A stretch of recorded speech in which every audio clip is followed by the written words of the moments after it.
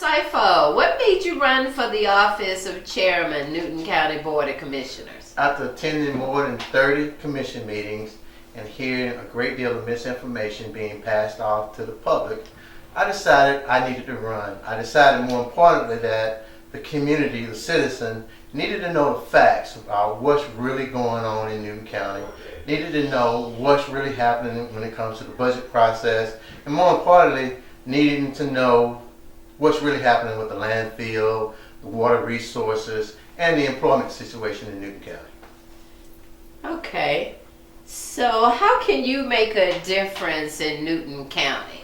I think I can add some value. My experience in community and economic development leads me to believe that I can add value by really sitting down, coming up with solutions that are sustainable, that make sense, but more importantly, solutions that the citizens understand, the citizens have some input in, and the entire community benefiting from, not just a handful of citizens. All right. So why should I vote for you out of all the other folks that are running? I feel like I'm truly the best qualified candidate. I feel like I can add more value than most of my opponents. And I also think that I can put us on a path that leads us to a bright and better future. So Mr. Seifo, why is economic development so important to Newton County? Economic development is key to the future of Newton County.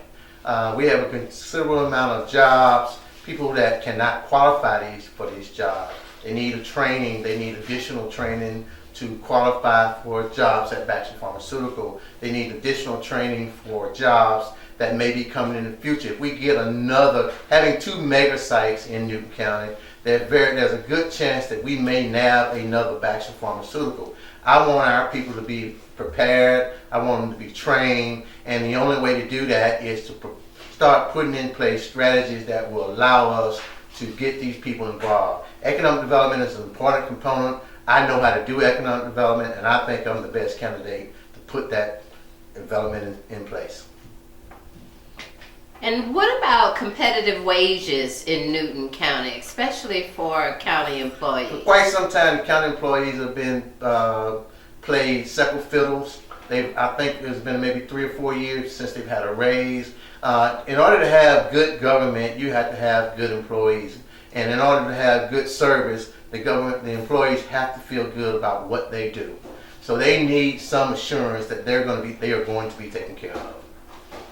Well, it sounds good to say you're going to raise wages, but in raising wages, how is that going to affect the budget, and where's the money going to come from to pay for it? We have to look for real solutions to resolve the budgetary situation. There's going to be a crisis, there's going to be a budget crunch. It may result in raising property taxes, but we also have to look for additional revenue streams, and we have to search the county to find those revenue streams. We need to come up with a better solution for the convenience centers. The convenience centers currently lose money. We need to figure out what that means in terms of the budget. We need to figure out how to improve the service, and also we need to make sure that the citizen get what they pay for. Now, as far as education, I looked at some statistics that showed 3 out of 10 people in Newton County are illiterate. Yeah, we have a real problem with the educational system. Out of 179 school districts in the state of Georgia, Newton County rank 107th.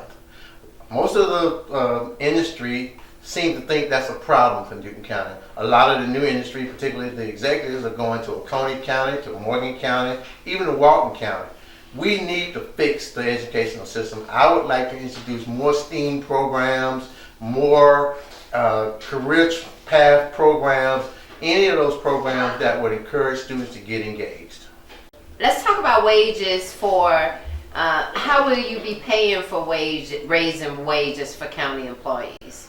In order to deal with raising wages for county employees, we've got to look for some viable solutions. Right now, there's a tight budget there that won't allow additional raises. I believe they just got maybe a 2 or 3% cost of living raise. But we've got to look for ways to generate additional revenue. We've got to look for ways to grow the tax base. We also have to look for resources that will allow us to convert some of the current county services into revenue generating services.